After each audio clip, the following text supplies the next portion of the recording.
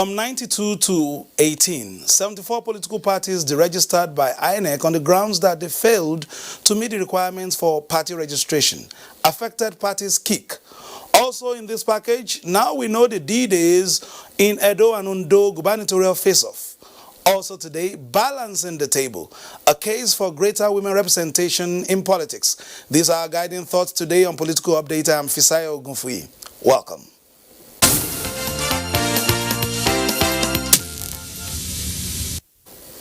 The Independent National Electoral Commission, INEC, has deregistered 74 political parties, retaining only 18. INEC Chairman Professor Mahmood Yakubu announced this in Abuja Thursday, as we hear from Mie Ogidi.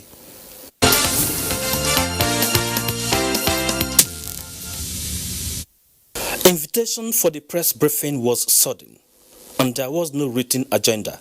So, the guessing game about the content of the meeting preoccupied the lips of journalists. Few minutes later, it became a public knowledge. 74 political parties are hereby deregistered.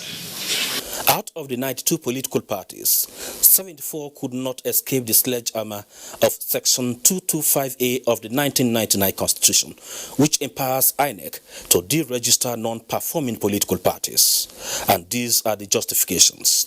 In 2018, the Constitution was amended. In addition to extant provisions for the registration of political parties, the fourth alteration to the Constitution, Section 225A, empowers the Commission to deregister political parties.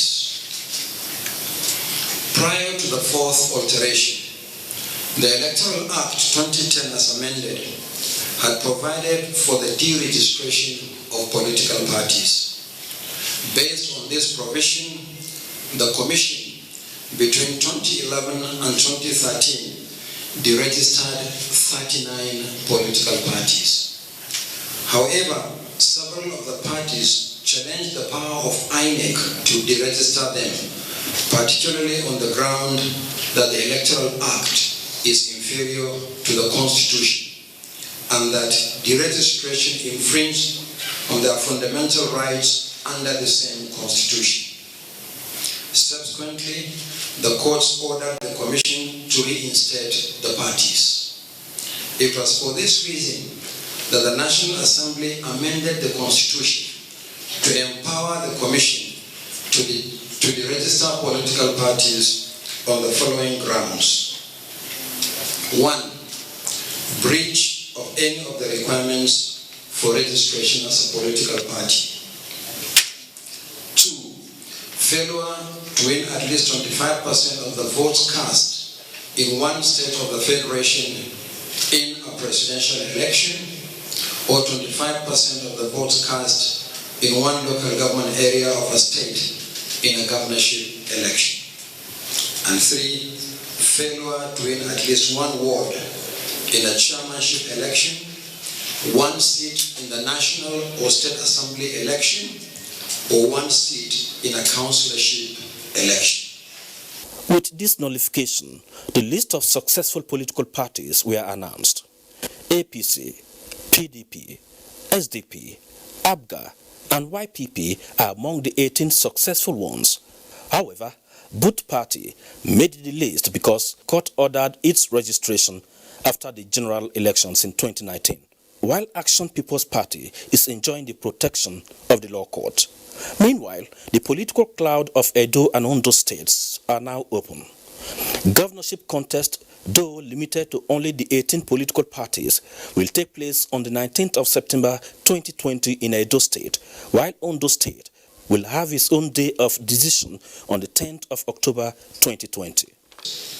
I wish to remind all parties and candidates that violence during party primaries and electioneering campaigns, the snatching of election materials, or the deployment of thugs against INEC officials, observers, the media, and unarmed security personnel at polling units are acts punishable under our electoral laws. Already, the political atmosphere in a particular state is charged. No one should regard the release of the timetable for the elections as a signal to further escalate tension or a call to commence the recruitment of goons and arming of thugs and hoodlums. On this note, I want to thank you all and God bless you for coming. Best of luck as the countdown begins. Mayor Ogidi, NT News.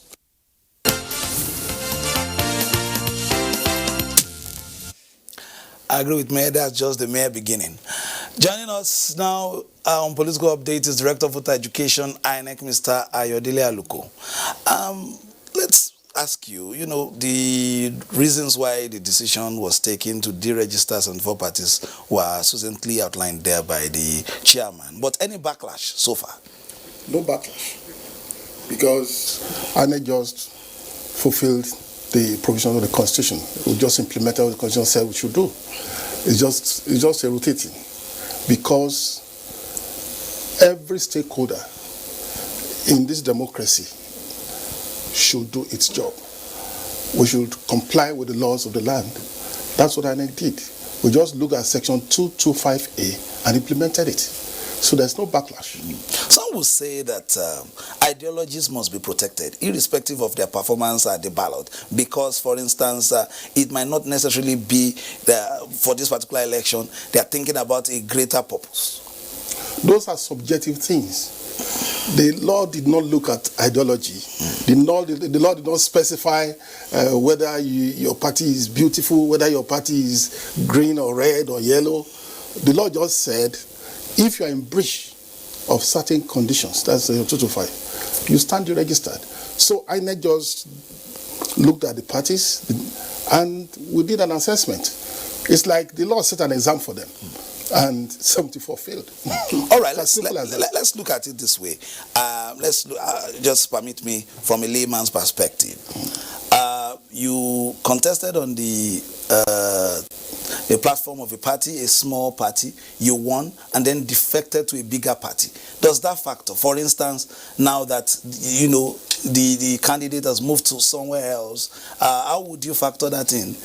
Does that have anything? Does that point go to the original party on which the platform with which the candidate contested originally, or does it go to where he is now? Let me clarify something. In the eyes of the Constitution, there's no small party, there's no big party. The day you apply to the commission that you want to be registered as a political party, and you fulfill the conditions and you are registered, you are deemed to be equal to all other political parties. There's nothing like small party, there's nothing like big party. But if we have only one and candidate, they are treated equally by the commission. If you say that, then finally, in terms of all these, some of the parties have said they are still in court. Have you thought about that? They said they are still in court and still trying to contest this while this decision was taken. No, only one party is in court, and that is Action People's Party, APP. And so we left that party alone till the court decides its fate.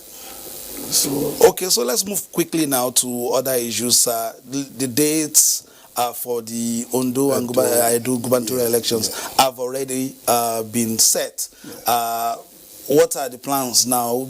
Because, of course, you know that we are already dancing in the podium in those two states. So what are the plans in place to make sure that some of perhaps what we noticed in November in Bayelsa and Kogi don't come surface again? Well, it's important that stakeholders cooperate with the INEC for us to be able to conduct free and fair elections. Yesterday, the chairman talked about the need for the stakeholders to shun hiring of thugs, goons, that will start, troubling the political space. That's important. We know in one of the states, the stakes, are high now. A lot of stories coming out. There's a need for people to sort of allow peace to reign, so that we do not build up too much tension as we move towards the elections. But be that as it may, we also need to know that INEC will do its job. For us, it's routine conducting elections. We'll be doing it. 2019, conduct elections. some few days back, we just had the rerun elections. But normally we will source our officials, we will train officials, we get our materials, we will deploy our men, and we conduct the elections. Well, the ballots, those are the routine things we normally. Some bags still get snatched, irrespective of how many times. Well, we expect the police to also do its job. That's why we are saying that let there be cooperation with INEC to a higher extent. Stakeholder cooperation with INEC is important. INEC cannot conduct any election alone. Without the security agencies, we can't even deploy. So those who will snatch ballot, who will snatch ballot these, who will snatch ballot papers, who will intimidate people, the security people should not allow them. All right, it's very nice having you, and of course we hope that we would continue to, get you into the studio as the days get nearer, especially in Edo and Ondo State. We'll be speaking with Director of Voter Education, Independent National Electoral Commission, Mr. Ayodele Aluko. Thank you so very much for coming. In the next segment, we will examine the increasing clamor for more women in politics. But before then, let's take a few stories. A coalition of civil societies has condemned what it termed as destructive utterances and activities of some politicians in opposition in Nigeria. Let's hear the rest of this report from Timothy Yusuf.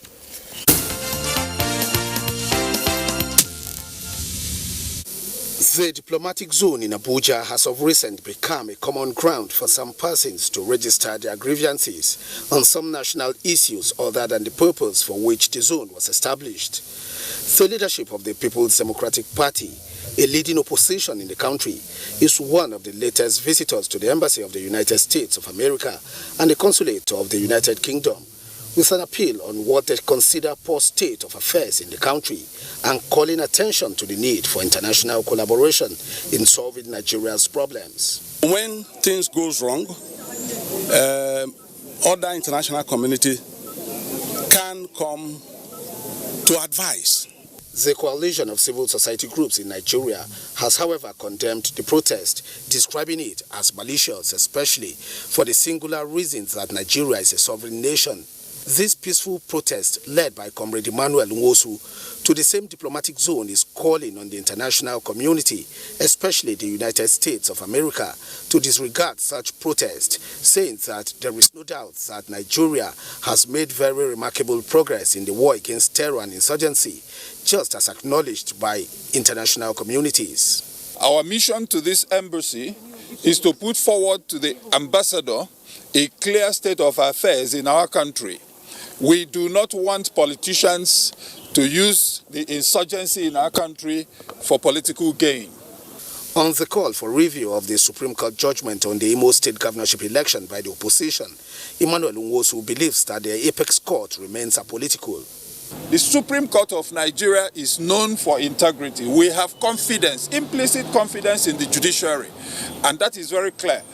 The coalition maintains that Nigeria is greater than any individual. Timothy Yusuf, NTA News.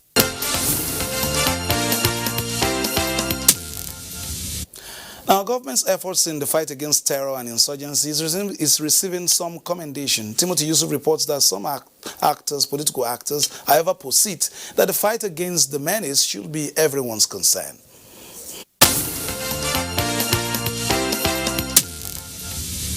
Let the voices that talk about the unity and togetherness of this country come up more, and let the governments of the respective states take responsibility. On their own, their funds, they do not apply it to training the children, managing the security, creating employment, activating agriculture, activating things that people could do to drive or take their hands off crime. In the past, we always left it for security personnel to handle. But these days, the issue of security has become everybody's concern. So the issue of security have come to the fore, and we cannot more run away from it. It's the most important thing now. We have had some level of improvement ever since the administration came on board today in 2015. The bombings that we're experiencing in various parts of the country, we're going beyond the northeast, has really come down. But again, you can't say that is all that needs to be done. this urgency has to come to an end. All we need is peace, and then we will have prosperity. So the effort to restore peace is one that everybody should be involved in. It's not only the president. All Nigerians have to work towards doing it. We've done so much. The present administration has tried. The former administration tried, but we still have a long way to go. So I am of the opinion that security should be personalized. First of all, you have to be security conscious as an individual. Your community has to be security conscious as a community. And they should do everything to safeguard the lives of their people. Then the police will now come in. And I am of the opinion that the police force should be decentralized. All right, moving on now. There is a growing recognition of the untapped capacity and talents of women and women leadership. The Democratic Institute says over the last 2 decades, the rate of women representation in national parliaments across the world has increased incrementally from 11.8% in 1998 to 17.8% in 2008 to an impressive 23.5%. Our next guest is President National Council of Women Societies, Gloria Shoda. Thank you for coming. Thank you for having me. Now, in our local climate here, is there room for optimism in terms of women representation, in terms of women being galvanized and being encouraged to seek public offices? Yes, NCWS has been at the forefront of advocating for more women inclusion, especially in governance. If you look at the professional field, you discover that women are doing very, very well. A lot of women are holding very important positions. But when it comes to governance, especially elective positions, women are lacking. In 2017, we had political summit in collaboration with the University of the ABU, Ahmadu Bello University, the Faculty of Social Sciences. We had a political, summit.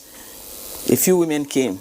But when we had it in late 2019, in collaboration with the Office of the First Lady, the Ministry of Women Affairs, there were many women, and thousands of women keyed into the political space and tried to contest. Of course, a lot of them were removed during the primary elections. They were not picked, and a lot of them that contested did not win for so many reasons that we all know. So women are doing very well. They are ready. But we have a lot of inhibitions when it comes to contesting. There is the African aspect of it. A lot of women said you have some women say there's a slogan where women talk to women, women understand all these things. But when it comes to election, the African woman supports the husband first, before thinking of a fellow woman. How do you unravel that conundrum in terms of pushing your agenda to the fore, especially in the way that you'll be able to advertise your competencies at different levels? I agree with you that people believe that the African woman supports her husband first, but it's not all husbands that contest. And we haven't had many women contesting. Even our auntie that has been contesting for presidency for a long time, Sarah Jibril, she has never contested. She has always been stopped at the primary levels. So she doesn't even know whether women will vote for her or not. Until you have the chance to have a woman contest. We were expecting a woman to contest for presidency, but along the line, it didn't happen. So if women contest, then they will know whether they are going to be voted for. In Imo State, one woman just surfaced again, and we've had a lot of women coming back to House of Reps and the Senate. They contested and they won. If women can have the space to contest, devoid of violence, because violence is one of the things that inhibits women from contesting. A lot of women, they don't have the heart for violence. Money politicking is a big challenge for women, because even when the women have lots of money, they don't want to waste it giving it out because they want to contest. They believe that if they have what it takes to contest, people should vote for them. But a lot of women are not given the chance to even contest. Let's move on because of time very quickly. Beyond leadership, let's look at followership a little. In the past few elections, we've seen that women too have fallen prey to vegetable oil and bags of rice. Have you been able to sensitize along these lines that this is just temporary? Why not starve yourself a bit and then make sure that the right people come into power? Yes, you are right. We have been sensitizing women in that area, because you know there's hunger in the country, and a lot of women think about their children first. They want to feed their children. So when they see bags of rice or vegetable oil, the first thing that comes into their head is soup for their children and for the husbands too. So they think of their children first, so they collect. But we have seen a case where women collect these things and still vote for those people that they want to vote for. That is the trend that is coming up now. Collect whatever they bring because it's your right, but vote for your conscience. Finally, in terms of the other sensitization efforts from the NCWS, can you quickly give us a brief on some of the efforts you are making in about a minute before we run off? Is it towards politics? No, apart from politics. Yes, we do a lot of sensitization, especially in the health area. Let me give an example, because yesterday was the International Day for the abolition of genital mutilation. We have been doing this over the years.